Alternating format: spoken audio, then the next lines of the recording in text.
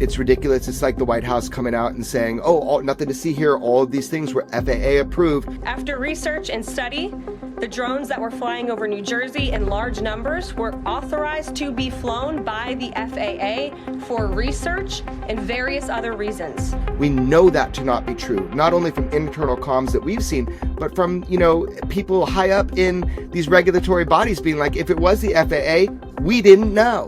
So it's almost fundamentally ridiculous, but when you get Wall Street Journal and 60 Minutes kind of moving over parts of the topic, especially 60 Minutes, inaccurately, then we have Houston, we got a problem. But ship logs show they were identified as drones, quote, at the time. Now hold the fuck up. Why do you think there's this predisposition to refer to them as drones or call them that? Based on our understanding, the most reasonable explanation would be some sort of a drone or a UAV. And then you sort of go to the connotation that's attached with calling them what they actually are, which is an unidentified flying object, a UFO. Our systems can't seem to detect them. We can't see them coming in. We can't see them leaving. On record testimony in one of our Weaponized of the dude whose job it was to identify if these units were coming on and off this Bass Strait. How this lie continues to go is because people want it to be so.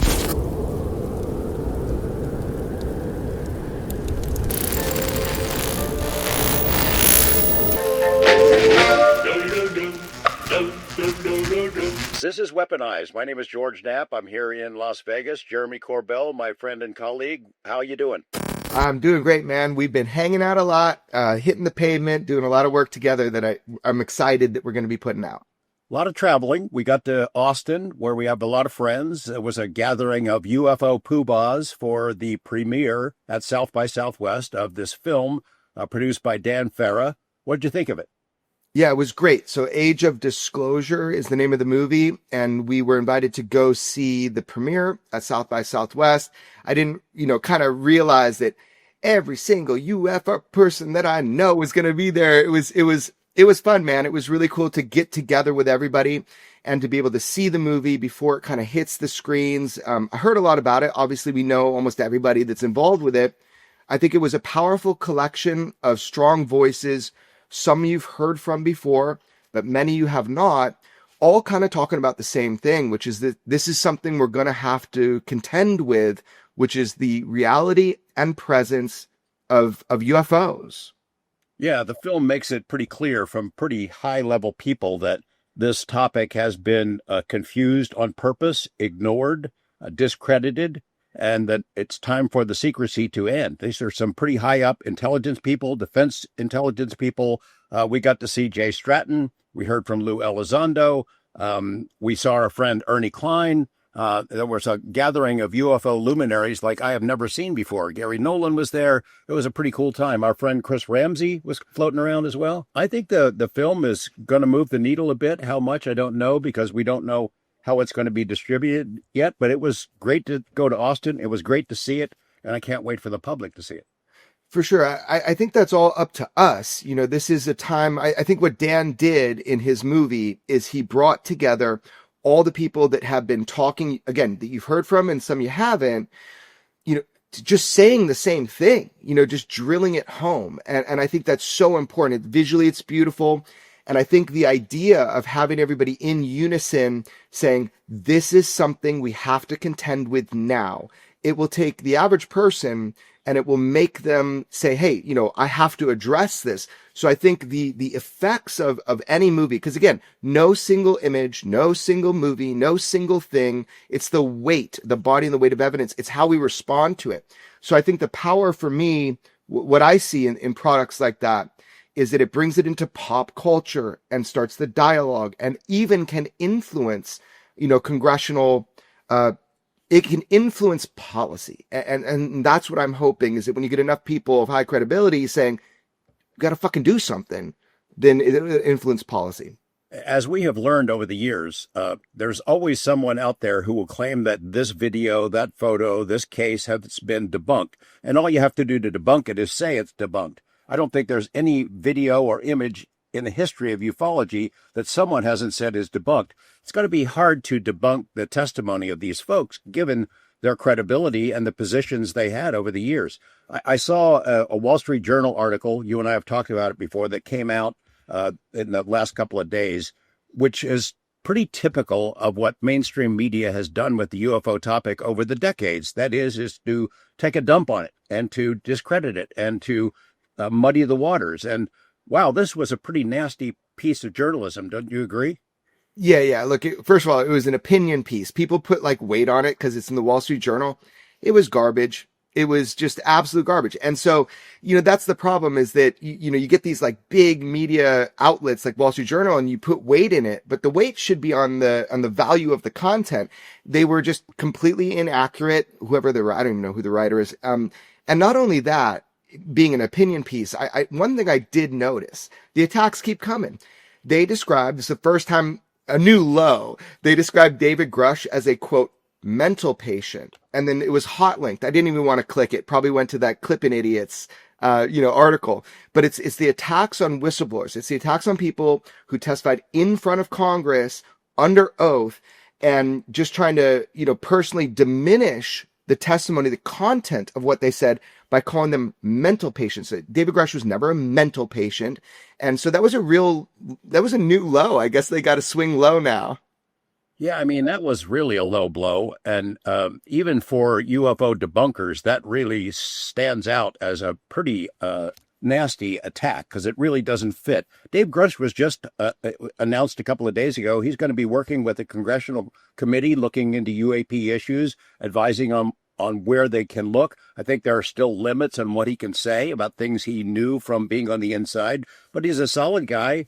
He had great courage in coming forward and testifying before Congress. He's taken nothing but grief for it. And apparently, based on what we just read in the Wall Street Journal, he's going to be taking some more. I don't think the main target of that was Dave Grush. It was probably meant to discourage other whistleblowers to come forward, but also it was to discourage 60 Minutes from continuing their reporting. 60 Minutes did this piece about drones, the mystery drone story that's been percolating for a couple of years. And that was their real target, is to embarrass them so maybe they don't do additional reporting. Do you agree?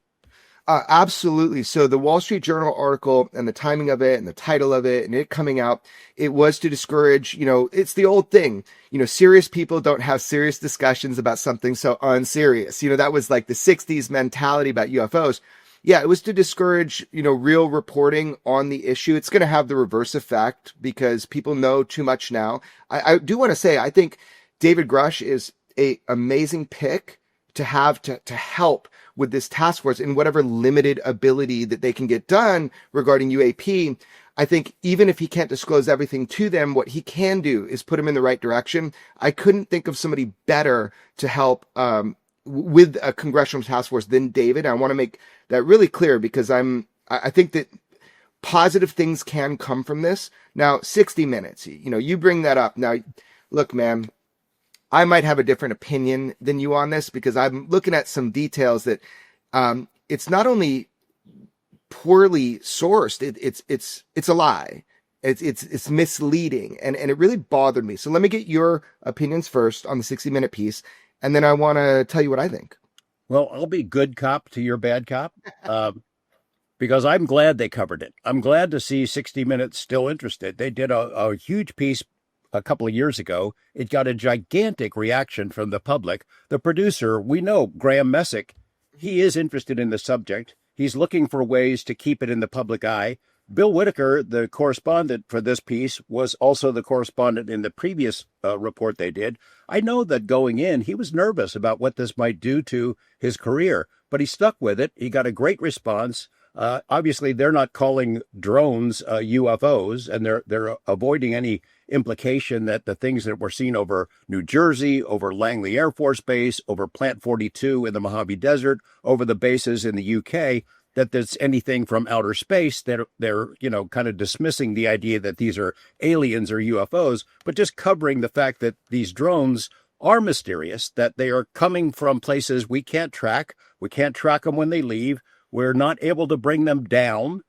We can get into some details about that. And it's been going on a long time. I'm glad they covered it. And we were going to take issue with some of the things that they said in this report. But overall, I was happy with it. And we have no idea what challenges Graham Messick and Bill Whitaker have in trying to cover topics that a lot of people in mainstream media think are nonsense. So, I mean, as with Ralph Blumenthal and Leslie Kean, New York Times, it is a heavy lift. And I'm sure they got to have editors who are very strict to get this on and to address the drone mystery without necessarily going as far as it could go is, I think, a positive thing. I see your point of view. I don't disagree essentially, but they fucked up.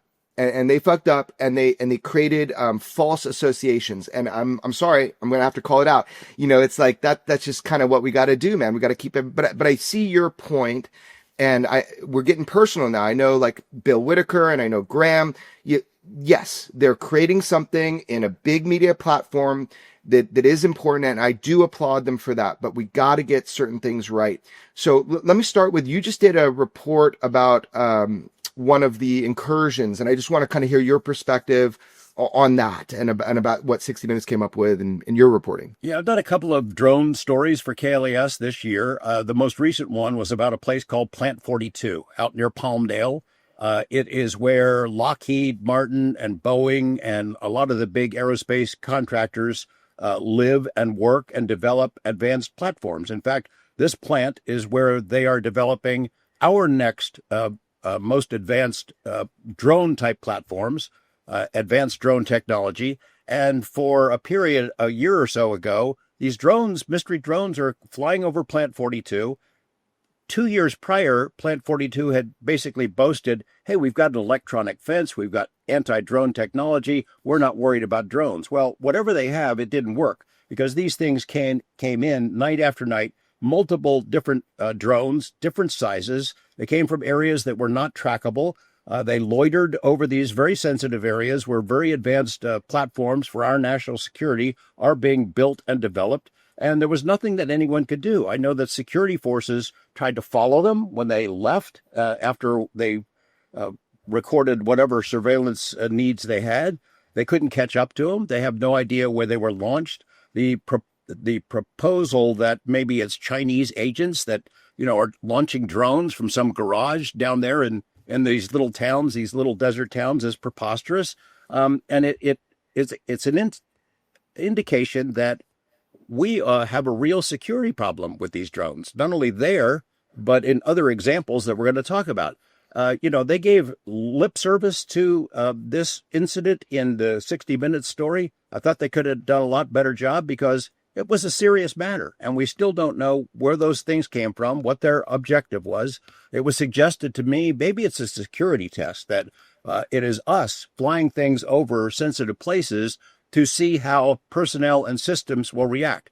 That might explain some of them, but it doesn't explain all of them. And we saw that in the 60 Minutes report. They're talking to these high-level military guys. If anyone would know if this is a security test, it's them, and clearly it is not. Yeah, I mean, if you're doing what they call like a red force operation, you know, where you're trying to see the vulnerabilities by doing these tests to see how they respond, you're going to notify the base commander. You're going to notify the people that need to know, so that they don't have some kind of unconditioned response that is bad.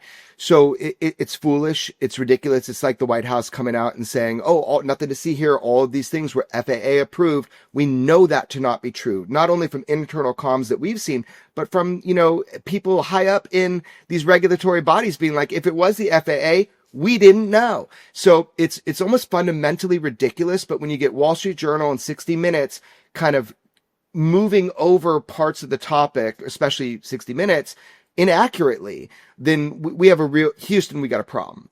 And so, yeah, I want to talk about a couple of those problems just so people get the facts right. Yeah, I mean, in this piece, they reference stories that we helped break, videos that we released to the public.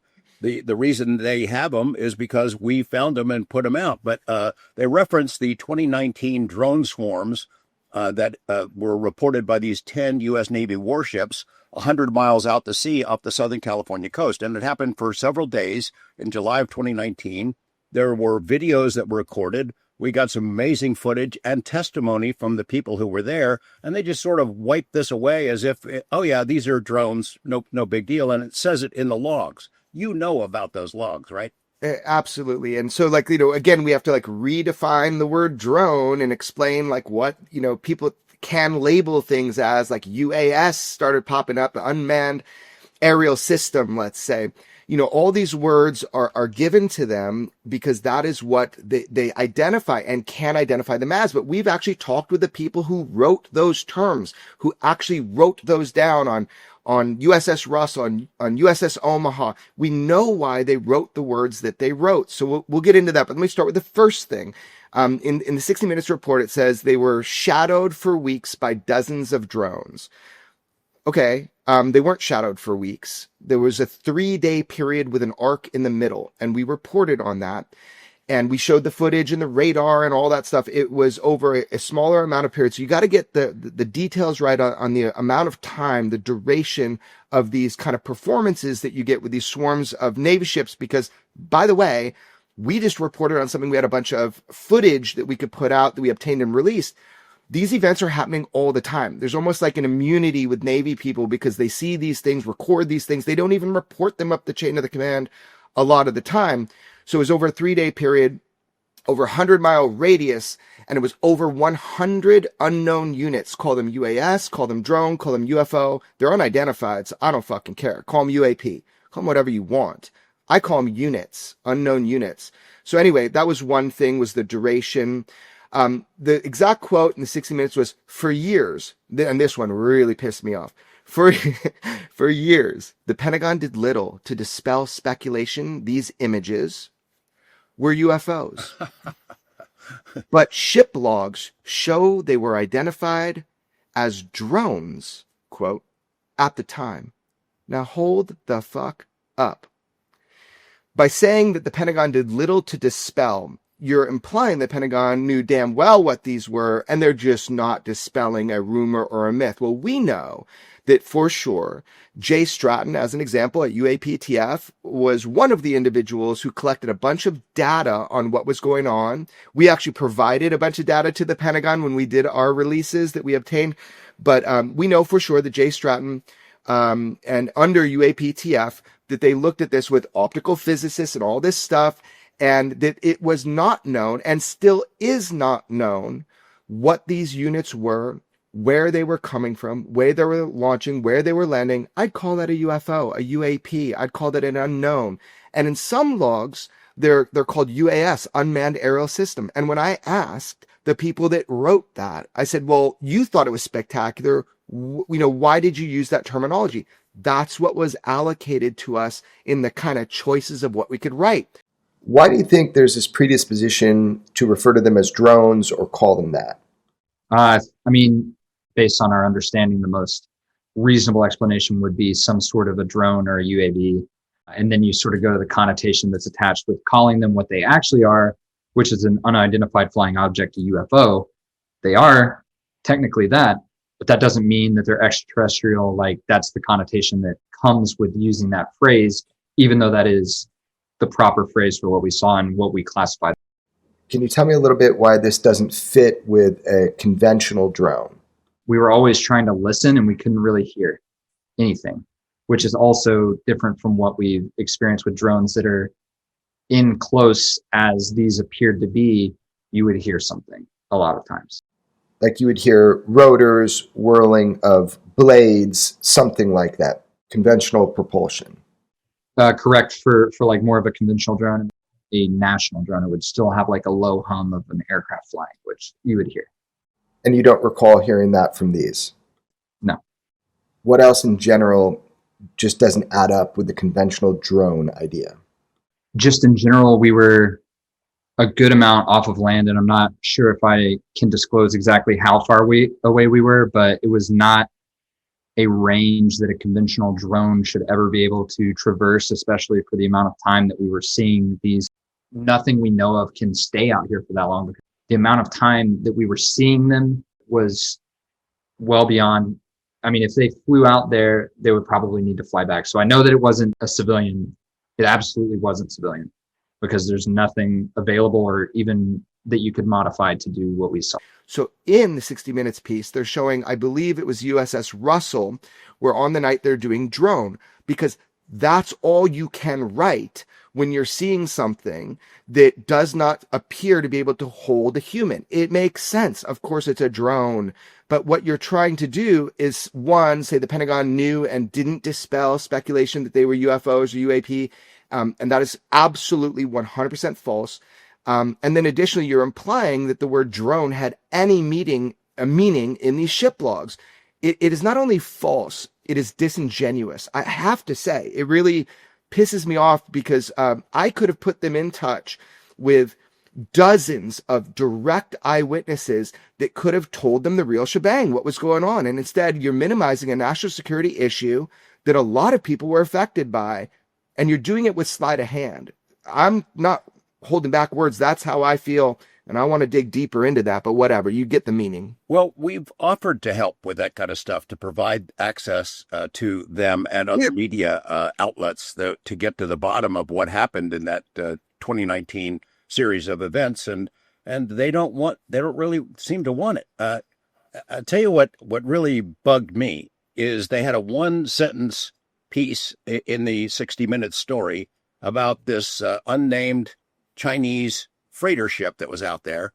For years, I think they said, the Navy has suspected that ship, that Chinese ship, was launching drones. Well, we know for a fact that is not true. I mean, yeah, maybe somebody suspected at some point. The ship, by the way, is called the Bass Strait. There was a ship out there. It's registered in Hong Kong. And it's interesting. I think old UFO people like me have heard the term Bass Strait before, because it's a strait between Tasmania and mainland Australia. And back in, I think, 1978, there was a famous UFO incident. A 20-year-old pilot named Frederick Valentich was flying. He calls into the Melbourne air traffic control tower and said, "Hey, there's something really weird flying above me. It's like 1,000 feet above me. I think it's a plane." And he says, "Oh, my engine is starting to go bad." And then he says, his last transmission says, "It's not a plane." And then poof, he's gone. He disappeared. It's a mystery that's never been solved, but it happened over the Bass Strait. So for a ship named Bass Strait to become the focal point of a new UFO mystery is really kind of ironic, I think. But we know for a fact that ship did not launch those drones, or any drones, because when it got into port, our friend Jay Stratton, who told us in one of our very first weaponized episodes, told us about this. He had the UAP task force. He had contacts with the Department of Justice. He sent agents there. They were waiting for it when it got into Long Beach, I think. And they got on board that ship, looked around. There's no drone mechanisms. There's no drone launching capabilities. And I think, as you told me, while the ship is there, landlocked, the drone activity, the mystery UAS, whatever you want to call them, continued for the U.S. Navy. Is that correct? That is correct. Yeah. So look, the exact line, and this is like a real point for me, because what 60 Minutes is doing is they're perpetrating a lie on the American public, something that is absolutely not true. And this is something that I saw percolating through media outlets trying to say that the Bass Strait, this Hong Kong freighter, was launching and landing, by the way, these, significant size UAP or UAS, whatever you want to call them. And you even read it on Wikipedia. It was propagated, maybe it was the drive, was propagated this false narrative. The Paul Hamilton was in closest proximity to a ship called the Bass Strait, which is a cargo ship that's run by Pacific Basin.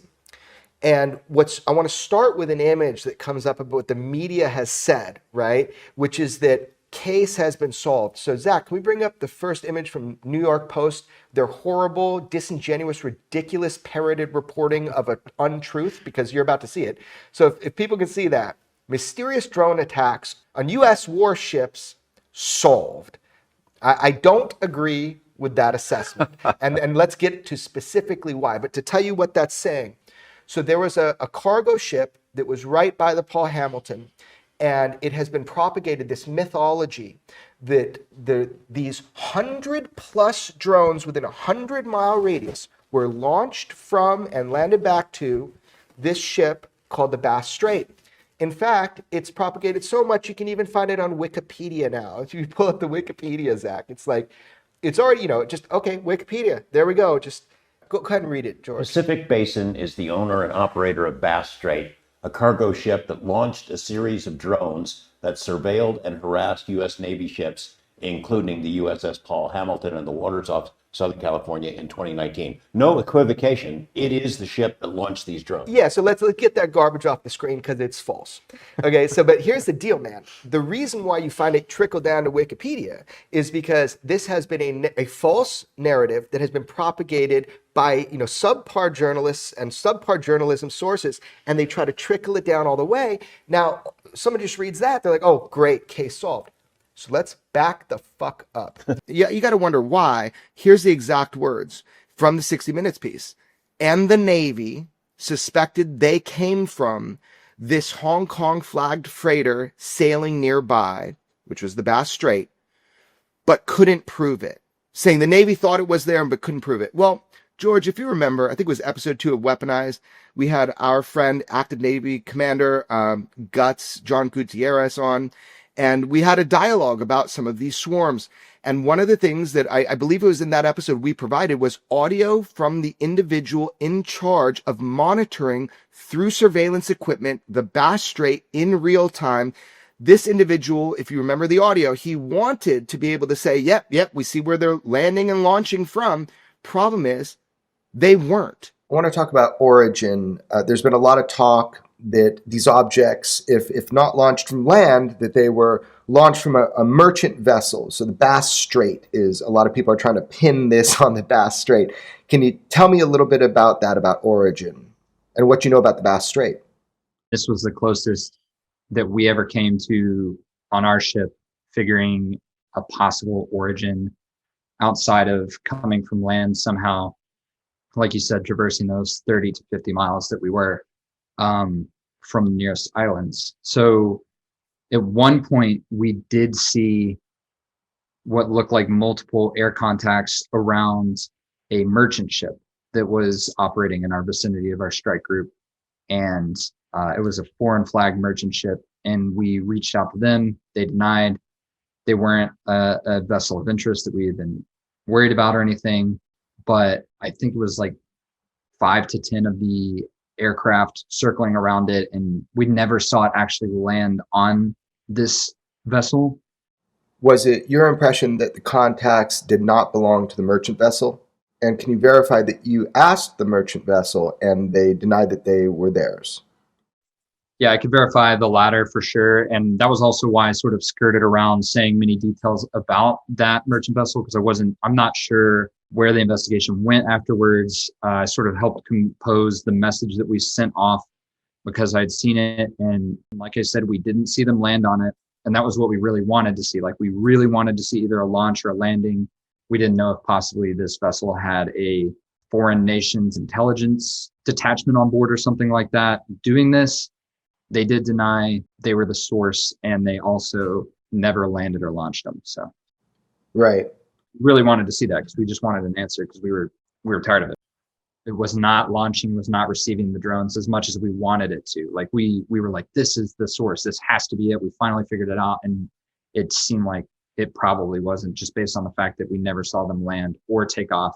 They weren't. So not only do we have the word of UAPTF, not only did we meet the FBI personally who boarded that ship and said no, but we also have on record testimony in one of our Weaponized of the dude whose job it was to identify if these units were coming on and off this Bass Strait. How this lie continues to go is because people want it to be so, that this lie will continue. It's verifiably false at this time. So just to be abundantly clear, the events continued happening when in Port and Long Beach, boarded by the FBI. We've met people who boarded it, and these units were not coming from or leaving from or docking on the Bass Strait. It's an absolute lie, and we need to just absolutely get rid of that lie.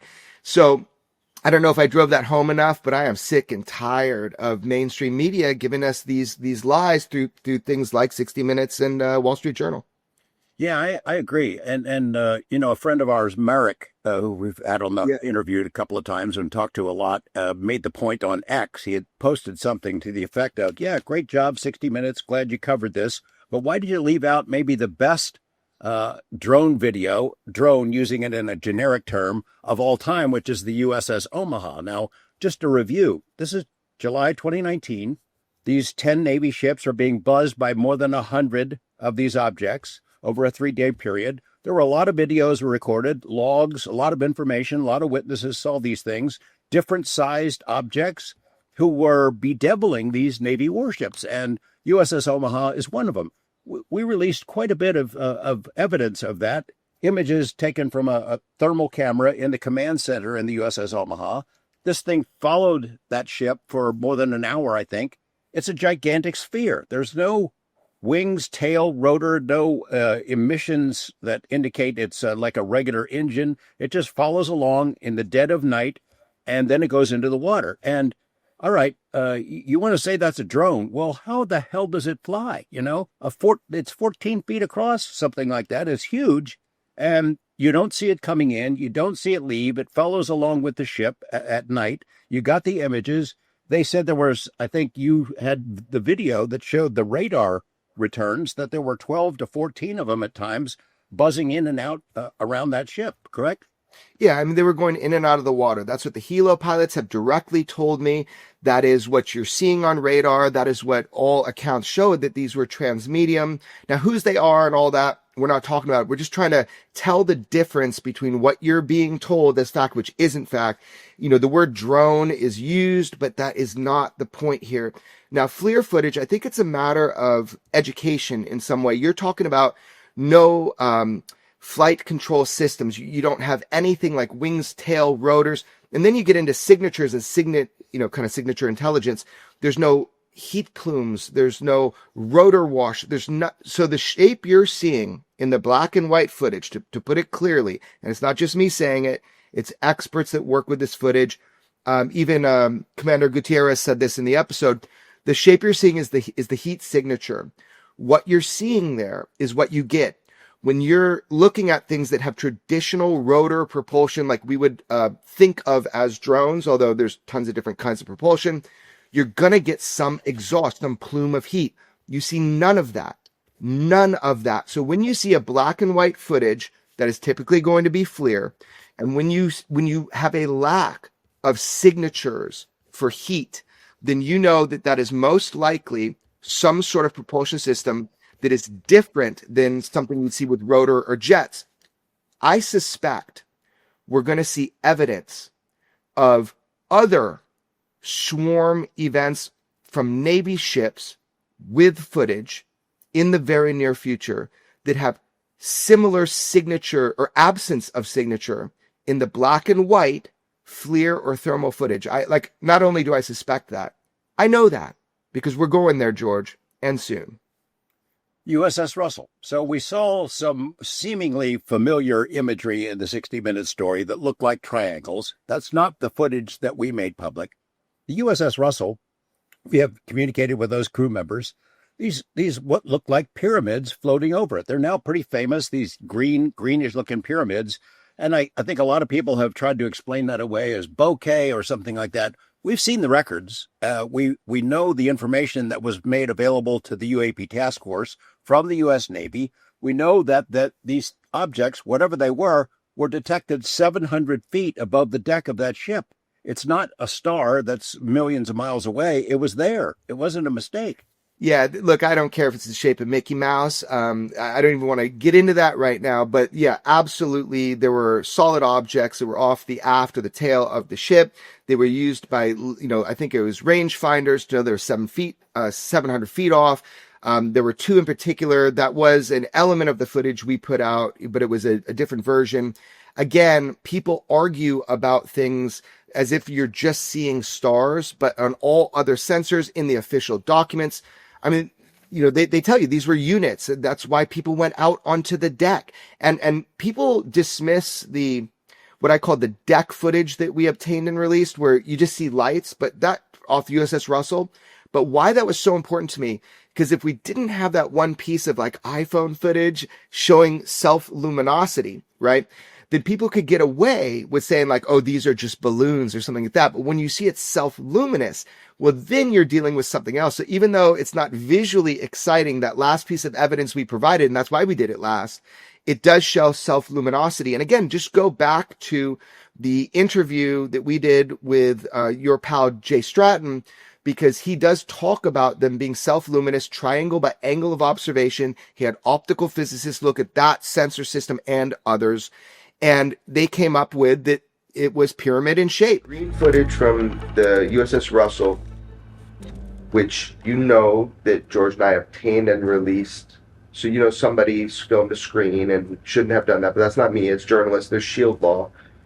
Obtained and released. But you've seen it. They played it in Congress, yep. Right? Okay. The question about that is, was that, to the best of your knowledge, is that a camera artifact of the iris? The shape that you see in the green footage, we'll call it green, is that an artifact of the iris? To my knowledge, based on 3 PhDs, it is, the shape in that video is the shape that you're seeing, and that it is a pyramid, and that it is self-illuminating. It's a what? It's so that illumination is coming from the object itself. That's my understanding based on, you know, what I had We from the said 3 task force. PhDs. You got 3 PhDs, you got 3 PhD people to look at it. I got 3 PhD people to look at it. You know. Were they like optical physicists? Yes.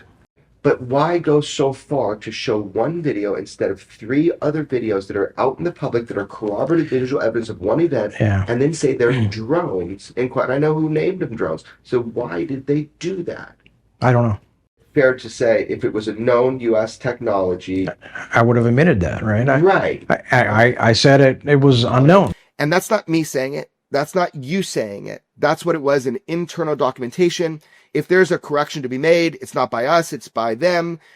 However, we do know that these units were swarming these ships and that they were unknown, unidentified, still are, that they're not typical conventional drones, that they were odd with shape and morphology, that they had propulsion capability that seems different than what we know. And just to put an absolute extra little punctuation mark on that, one of the verbal testimonies that both me and active Navy commander got was one of the individuals off of USS Russell, and they saw it travel amongst, you know, kind of on the line of the ship, and the exact words are, boom, shot up like to outer space. And then probably the most dramatic part of the event was once it moved to the starboard side of the ship, it just shot straight up into the air.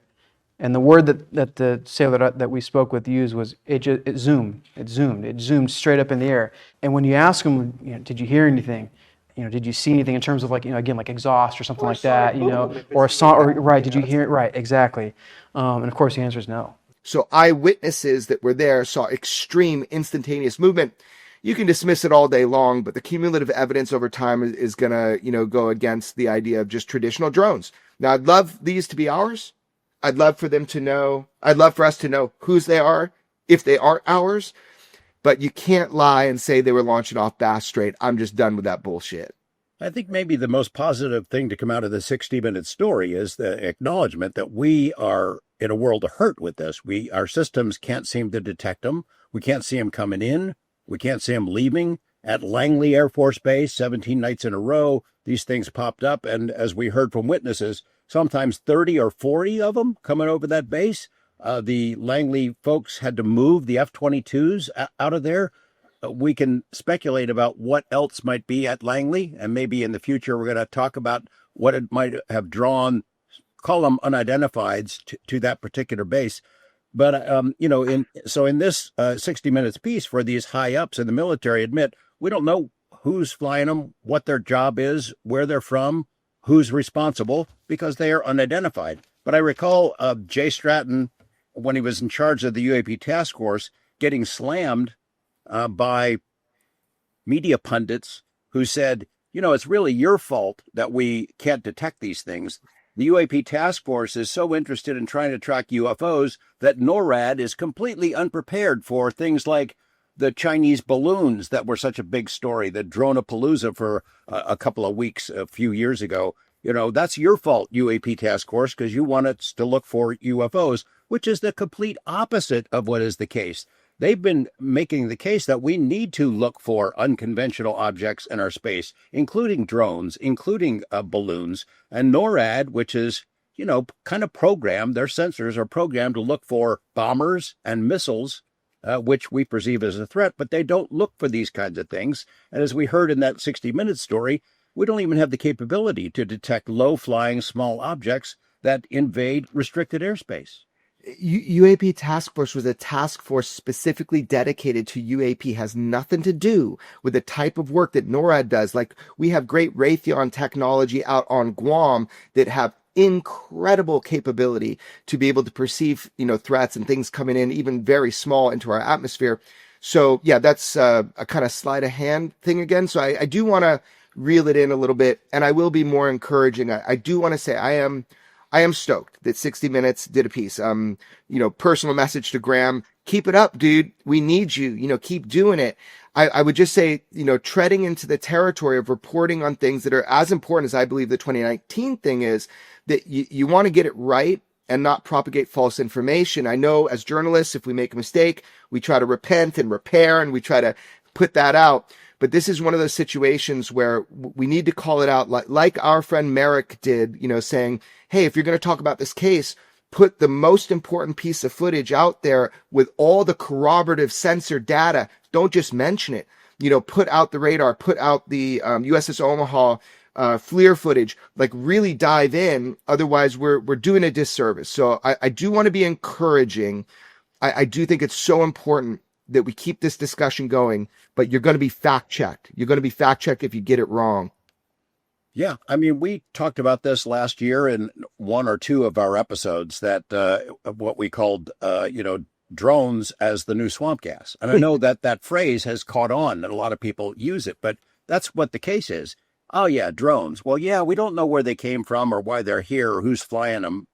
But, they're just drones, so don't worry about it. Well, drones is not really an accurate description for the kinds of cases and incidents that you and I are talking about, because they are genuine unknowns. They are unidentified. They fit into the category of UFOs. And the suggestion in that story that the Pentagon does not try to brush that away, it's happy to let that stick out there, is completely in opposite of facts and history. So the best we can do is we can hope to obtain and release and provide more visual evidence to the public on these mysterious, pesky UFOs, UAP. We hope that imagery like that, video like that, and testimony like that will help kind of move the ball forward with legislation, as well as with the general public's understanding of what it is they're seeing. And I think also bringing forward whistleblowers. And I know we've had a busy number of months, George, and I will say this. I mean, we have recorded with numerous individuals who you will be hearing from, who have a piece to the story, a piece of the pie, a piece of the puzzle. And I think that's really important. We have Dave Grush up there in Congress. We have everybody, Commander Fravor. We have everybody that came after that. We need to continue that. And I am hopeful for the task force, whatever they can do in 4 months on UFOs. But I am hopeful for the future of this, because I do know for sure you will be hearing directly from people, not just you and me repeating what other people say. And I'm excited for that, George. And I hope you are too. And maybe there's additional footage that might pop up. Who knows? Military footage, who knows? Yeah. Yeah, keep in mind that there are attempts to muddy the waters. It's been that way for a long, long time. It is ongoing. There will be dismissals and waves of your hand to ignore certain cases and data and the evidence in front of your own eyes. Keep your eyes on the ball. We're going to try to do that for sure. Yeah, it's going to be a fun year. Can't wait. See you next week, George.